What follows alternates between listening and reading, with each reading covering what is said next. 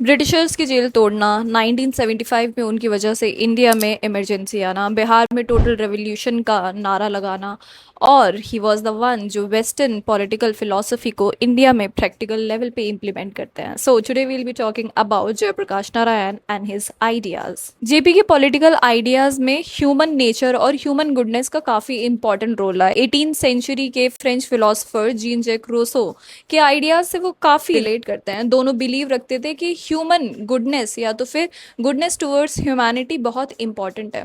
उनको लगता था कि अगर सोसाइटी में करप्शन, ऑपरेशन और स्टेट कोहर्जन कम हो जाएगा तो ऑटोमेटिकली लोग मॉरली थोड़े ज़्यादा इंक्लाइंड होंगे और मोरालिटी के अकॉर्डिंग सारा काम करेंगे। दैट इज़ सही और गलत में बेहतर सोच सकते हैं। जेपी और गांधी दोनों ही इस चीज़ में बिलीव रखते थे कि अगर आपको सोसाइटी को चेंज करना है तो वो नॉन वायलेंस तरीके से आप सोसाइटी को चेंज कर सकते हो। और नॉन वायलेंस कोई पॉलिटिकल टैक्टफुल मैन्यूवर नहीं था, वो एक ऐसा तरीका था जहाँ पे लोग मॉरली इंक्लाइंड होंगे चीज़ें करने के लिए, जहाँ पे स्टेट कोहर्जन बिल्कुल भी नहीं रहेगा।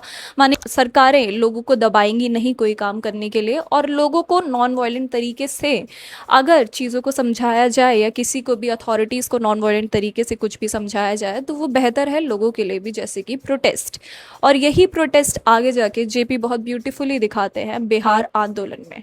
जेपी 1902 शताब्दी आरएम में पैदा होते हैं और 7वीं के बाद वो पटना पढ़ने चले जाते हैं। उनके ही कंटेम्परेरी थे देवकीनंदन और हर्षु दयाल, जहाँ से उन्होंने पॉलिटिकल आइडियाज बहुत ज़्यादा समेटे जब वो पटना में पढ़ने गए। अब बात कर लेते हैं उस टाइम पीरियड के बैकड्रॉप की। 1905 में कर्जन के controversial Bengal partition, that is East Bengal और वेस्ट बंगाल की वजह से लोगों में पॉलिटिकल कॉन्शियसनेस बहुत ज़्यादा उमड़ के आ रही थी।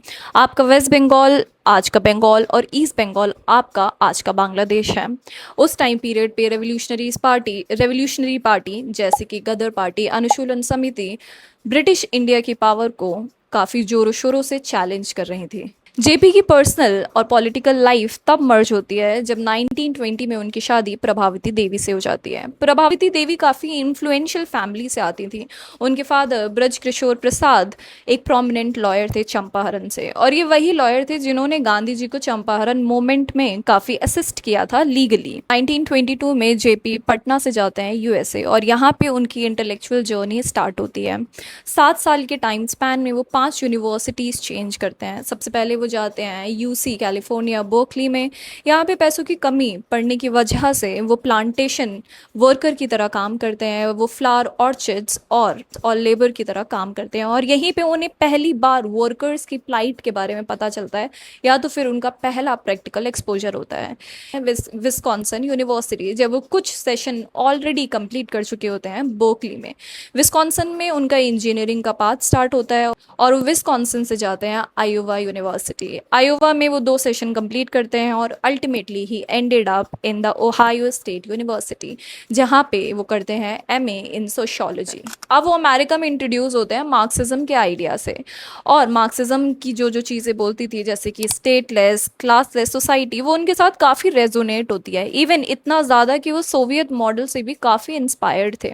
उन्होंने डिसाइड करा था कि वो डायरेक्टली फर्स्ट हैंड एक्सपीरियंस करेंगे रशिया में जाके, मॉस्को में जाके, but due to the economic hardship उन्हें अपनी मॉस्को वाली ट्रिप को अबैंडन करना पड़ता है बीच में ही। दो जेपी एक डीपली स्टॉन्च बिलीवर थे मार्क्सिज्म के, बट स्टिल उनके कुछ कुछ आइडियाज़ डिफ़र करते थे मार्क्सिस्ट मटीरियलिज्म से। जैसे कि उनके अकॉर्डिंग मोरालिटी और self restraint, that is celibacy, इतना इंपॉर्टेंट नहीं है और ये बॉर्जुइज का कॉन्सेप्ट है। बट जेपी ने बोला कि मोरालिटी बहुत इंपॉर्टेंट है और सेल्फ रिस्ट्रेंट भी बहुत इंपॉर्टेंट है, ह्यूमन को जो ह्यूमन बनाता है या तो फिर इंसान को जो इंसान बनाता है। दो जब वो इंडिया वापस आते हैं तो उनकी गांधी जी से काफ़ी हीटेड आर्ग्यूमेंट और डिबेट्स भी होती हैं सेलिबेसी को लेकर, क्योंकि गांधी जी पे इन्फ्लुएंस था एक जैन फिलोसोफर का जिनका नाम है श्रीमद राजचंद्र जी का, जो बात करते थे कि सेलिबेसी बहुत इंपॉर्टेंट है। 1929 में जेपी वापस इंडिया लौट के आए और जवाहरलाल नेहरू ने उन्हें इन्वाइट करा इंचार्ज बनने के लिए लेबर सेल यूनिट के इलाहाबाद में, जो कि जेपी खुशी खुशी एक्सेप्ट करते हैं। इसके बाद में थोड़े टाइम बाद में दोबारा फाइनेंशियल स्ट्रेन उन पे पड़ा और उन्होंने जॉब पकड़ी प्राइवेट सेक्रेटरी की, उस टाइम पीरियड के रिनाउंड इंडस्ट्रियलिस्ट जीडी बिरला के अंदर। 6 महीने बाद में वो जॉब छोड़ देते हैं और अपने आप को कम्प्लीटली नेशनल मूवमेंट की डायरेक्शन में इन्वेस्ट कर देते हैं। 1928 में सोशलिस्ट जैसे कि आचार्य नरेंद्र देव निकल के आते हैं और वो सोचते हैं कि हमें अपनी इकोनॉमिक पॉलिसीज ऐसे करनी है जो सेंटर्ड होनी चाहिए वर्कर्स और पेजेंट्स के ऊपर, और वो अपने आइडियाज़ जवाहरलाल नेहरू जी के साथ में डिस्कस करते हैं और फाइनली छोटी छोटी सोशलिस्ट ग्रुप इंडिया के पॉलिटिकल एरिना में देखने को मिलती हैं। जब जेपी यूएसए से इंडिया में लौट के आए तो उन्हें एक बात बहुत अच्छी तरीके से समझ आ चुकी थी कि यूरोपियन कॉन्टेक्स्ट जो मार्क्सिज्म का है वो इंडियन स्पीयर में बिल्कुल लागू नहीं हो सकता है, क्योंकि यूरोप में क्या था कि वहाँ पे आपका वर्किंग पॉपुलेशन बहुत ज़्यादा है, बट इंडिया में आपकी पेजेंट पॉपुलेशन बहुत ज़्यादा है। तो सेम एग्जैक्ट मार्क्सिज्म का मॉडल कॉपी पेस्ट करना इंडियन इकोनॉमी के लिए या पॉलिटिकल स्ट्रक्चर के लिए बेहतर नहीं है। उन्होंने अपनी डिस्टेंस उस टाइम पीरियड के कम्युनिस्ट पार्टी ऑफ इंडिया के साथ में भी बरकरार रखी, क्योंकि 1929 में लेनिन की डेथ हो गई और सोवियत रशिया को हैंडल किया उस टाइम पीरियड में स्टालिन ने। स्टालिन की जो भी पॉलिटिकल पॉलिसीज थी उसने ऑल ओवर वर्ल्ड में जितनी भी कम्युनिस्ट पार्टीज थी उन सबको डिस्टेंस कराया नेशनल मूवमेंट से, जिसकी वजह से जेपी काफ़ी नाराज़ थे, क्योंकि उन्हें लगता था कि हमें किसी और को कॉपी नहीं करना है, किसी और को कॉपी पेस्ट करके हमें आगे नहीं बढ़ना है। हमें ये देखना है कि अगर हम मार्क्सिज्म को फॉलो कर रहे हैं तो हमें वर्कर्स के बारे में सोचना है, ना कि कोई ऐसे प्रोटोटाइप को फॉलो करना है जो कि रशिया से निकला है। तो इट डज नॉट मीन कि हमें रशिया को ही फॉलो करना है, हमें अपने खुद के लोगों के बारे में, खुद के वर्कर्स और पेजेंट्स के बारे में सोच के उस आइडियोलॉजी को आगे लेके आना है और नेशनल मूवमेंट में हमें पार्टिसिपेट करना है। और जेपी ने रिकॉग्नाइज करा कि कोई भी सोशो इकोनॉमिक मूवमेंट अगर इंडिया में होना है तो उसमें वर्कर्स और पेजेंट्स का पार्टिसिपेशन नेसेसरी है। वही आपके किसी भी मूवमेंट को ब्रॉड बेस प्रोवाइड कराता है, और जो कि बहुत डिफरेंट था आपके कम्युनिस्ट पार्टी ऑफ इंडिया के आइडियाज से, जिन्होंने अपने आप को काफ़ी हद तक डिस्टेंस कर रखा था नेशनल मूवमेंट से, जो कि वर्कर्स और पेजेंट्स के बारे में भी सोच रहा था। सिविल डिसोबीडियंस मूवमेंट के दौरान 1934 में जेपी नासिक जेल में होते हैं। वहाँ पे बहुत ज़्यादा चिंतन और बहुत ज़्यादा पढ़ाई करने के बाद में वो डिसाइड करते हैं कि यार इंडियन इकोनॉमी को एक ऐसी पार्टी की ज़रूरत है जो वर्कर्स के बारे में सोचें। और वहाँ पे उनकी मुलाकात होती है राम मनोहर लोहिया से, मीनू मिसाई से और आचार्य नरेंद्र देव, जो कि उस टाइम पीरियड पे लखनऊ सेंट्रल जेल में होते हैं। ये सारे लोग मिलकर डिसाइड करते हैं कि हम लोग इंडिया में एक ऐसी पार्टी लेके आएंगे जो वर्कर्स के बारे में सोचेगी, और ऐसे ही न्यू पार्टी आती है जिसको हम बोलते हैं कांग्रेस सोशलिस्ट पार्टी, जो कांग्रेस के स्पीयर में रह के सोशलिज्म के आइडियाज को आगे बढ़ाएगा। और इनका मेन एम ये था कि गांधीयन फिलॉसफी और मार्क्सिस्ट इकोनॉमी प्लस रूसो का the idea of human goodness को साथ में सिंथेसाइज करना है लोगों के बेटरमेंट के लिए। अब बात करेंगे वर्ल्ड कम्युनिज्म और इंडियाज डिलेमा के बाद। 20th सेंचुरी में पूरे वर्ल्ड का पॉलिटिकल एरिना एक ग्रेट शिफ्ट पे था और लेनिन ने डिसाइड किया कि वो पूरे कम्युनिज्म को पूरे वर्ल्ड में यूनाइट करेगा। कॉमिंटन में बहुत सारे लोग पार्टिसिपेट करते हैं और ग्लोबल कम्युनिस्ट पार्टीज जो कि मार्क्सिस्ट और लेनिनिस्ट के आइडियाज़ पे वर्क करती हैं वो सब कॉमिंटन के अंदर एकजुट होती है। बट इंडिया का हमेशा रिलेशन कॉमिंटन के साथ या कम्युनिज्म के साथ में बड़ा अटपटा था, क्योंकि ब्रिटिश कम्युनिस्ट पार्टी रिप्रेजेंट करती थी इंडिया के कम्युनिस्ट इंटरेस्ट को कॉमिंटन में, और कॉमिंटन में जो भी सोवियत की फॉरेन पॉलिसीज थी उसमें लोकल इंडिपेंडेंस का कोई भी जिक्र नहीं था, जिसकी वजह से पूरे इंडिपेंडेंस और नेशनल मूवमेंट में हमेशा कम्युनिस्ट पार्टी बहुत डिस्टेंस मेंटेन करके रहती है और पॉलिटिकल एरिना में काफ़ी आइसोलेटेड भी रहती है। इसी की वजह से आगे हम जाके देखेंगे कि एक आइडियोलॉजिकल रिफ्ट आता है इंटरनेशनल कम्युनिज्म में, जहाँ पे 1948 में स्टालिन और टीटो ऑफ यूगोस्लाविया डिसाइड करते हैं कि they will part their ways. Tito decide करते हैं कि वो एक ऐसे कम्युनिज्म को फॉलो करेंगे जो कि यूएसएसआर या तो फिर रशिया से बिल्कुल डिफरेंट है, अपना एक different path for socialism and communism. 1934 में जब कांग्रेस सोशलिस्ट पार्टी बनाई तो अब डिसाइड करना था कि कौन इसको लीड करेगा। तो चेयरमैनशिप के लिए कैंडिडेट सामने आया आचार्य नरेंद्र देव, और जनरल सेक्रेटरी बनते हैं हमारे जयप्रकाश नारायण, और जॉइंट सेक्रेटरी बनते हैं मीनू मिसाई। बाकी भी लीडर्स थे जैसे कि यूसुफ मेहरूली, राम मनोहर लोहिया और अच्युत पटवर्धन का तो अब सीएसपी का तो क्रिएशन हो चुका था, बट कांग्रेस के अंदर बहुत सारे ऐसे लीडर्स भी थे जिनको ये आइडियाज़ और ऑब्जेक्टिव अभी भी समझ में नहीं आए सीएसपी के, और वो काफ़ी इस चीज़ को नेगेटिवली देख रहे थे, संदेह के साथ में कि क्या सीएसपी का कोई काम है कांग्रेस के अंदर, क्योंकि वो कांग्रेस के अंदर ही काम कर रही थी।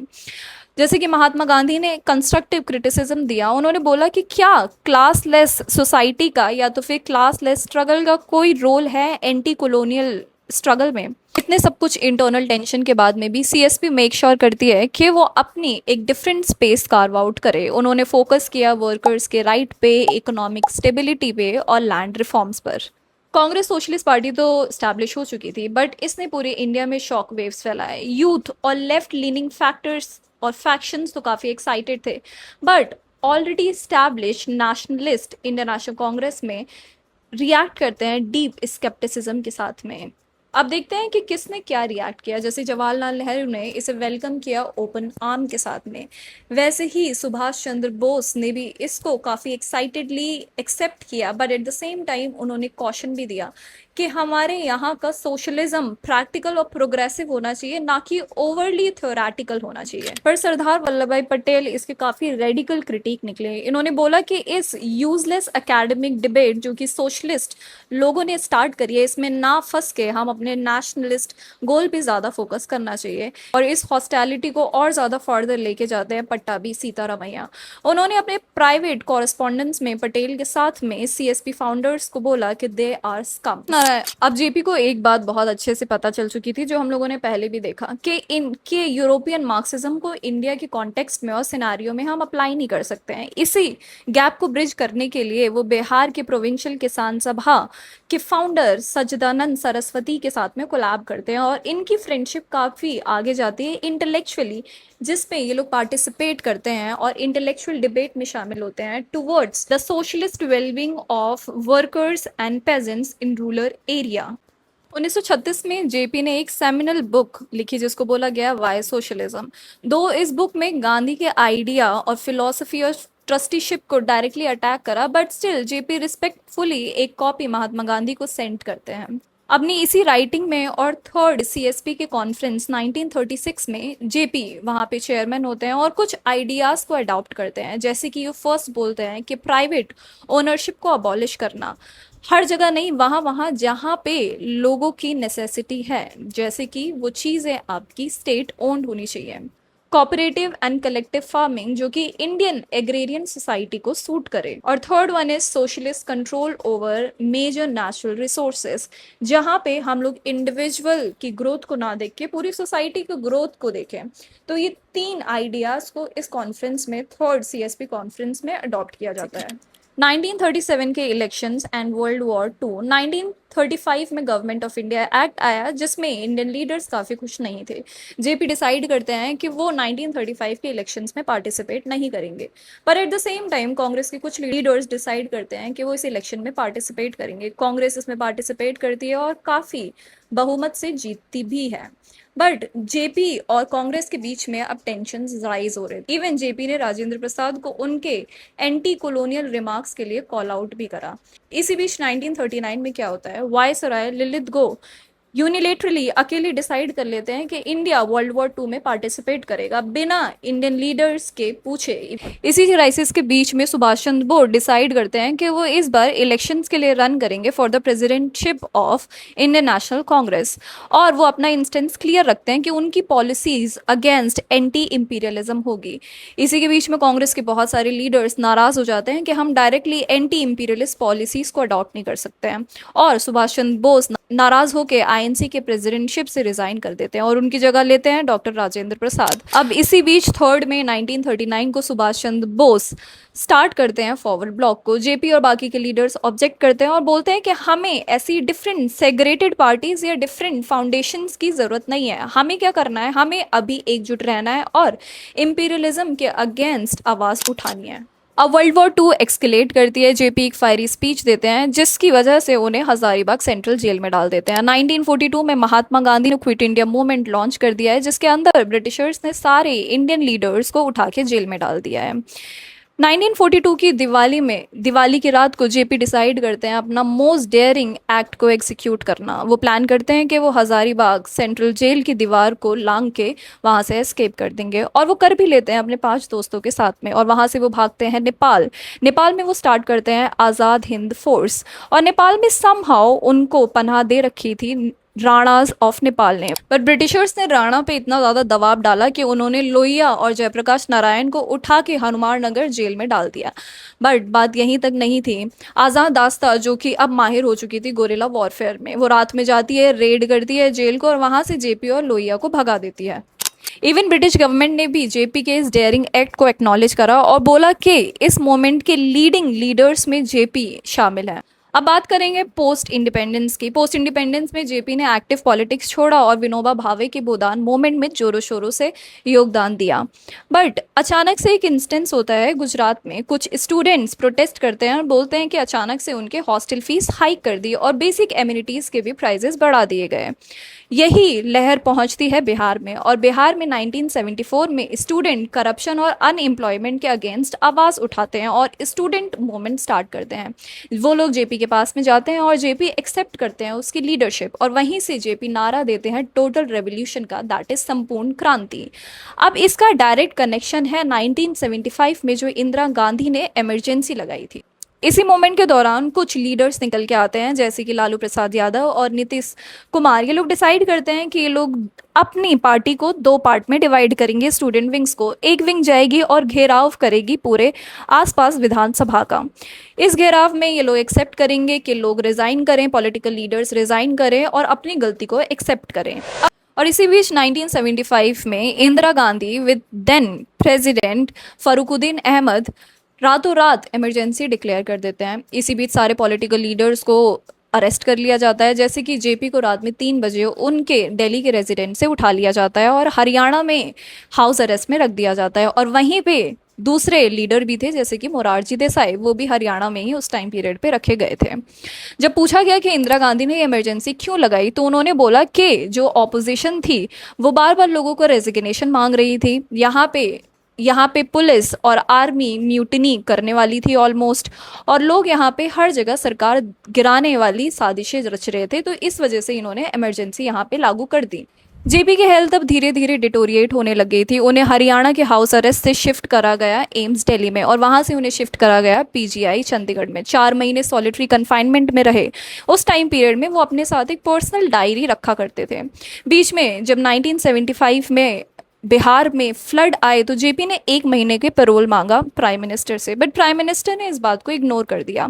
धीरे धीरे अब जेपी की किडनी खराब होने लग गई थी। जब 1977 में जनता पार्टी पावर में आती है तो वो डिसाइड करते हैं कि क्या जेपी की किडनी सच में खराब हुई थी या उन्हें डेलिबरेटली खराब किया गया था।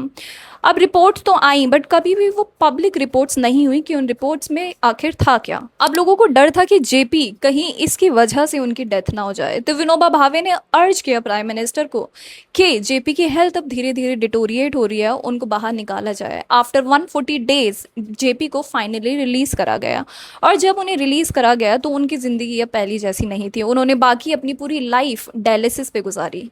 जब सारे लीडर्स बिहाइंड द बार थे तो इसी टाइम पीरियड पे 39th कॉन्स्टिट्यूशनल अमेंडमेंट पास किया गया जो कि काफ़ी कंट्रोवर्शियल था, जिसने बोला जो इलेक्शंस होंगे प्राइम मिनिस्टर के, वाइस प्रेसिडेंट के और स्पीकर ऑफ द लोकसभा के, वो जुडिशियल रिव्यू के बाहर रहेंगे, एज इन उसमें कोर्ट कुछ भी नहीं कर सकता है। इलाहाबाद हाई कोर्ट पहले भी बोल चुका था कि जो भी इलेक्शन हुए थे इंदिरा गांधी के वो इनवैलिड थे, बट यहाँ पे सुप्रीम कोर्ट इंदिरा गांधी के फेवर में अपना फैसला सुनाता है।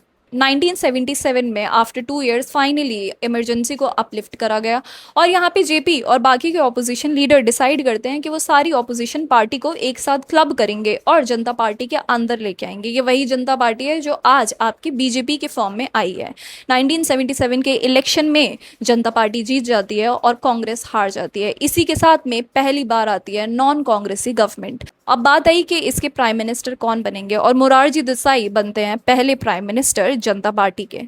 जेपी के सोशल इंजीनियरिंग का रिजल्ट बिहार में मुंगेरी लाल कमीशन और 26% रिजर्वेशन के साथ में आता है। सो ये थी स्टोरी हमारे पॉलिटिकल लीडर की, जिनकी स्टोरी शायद से आज के पॉलिटिकल एरेना में काफ़ी दबी हुई है। इन्होंने प्री इंडिपेंडेंस और पोस्ट इंडिपेंडेंस में काफ़ी ज़्यादा योगदान दिया और इन्होंने ही लोकल गवर्नमेंट जैसी चीज़ पे और ज़्यादा स्ट्रेस किया था। I hope you like the video and I will see you in the next video with another freedom fighter.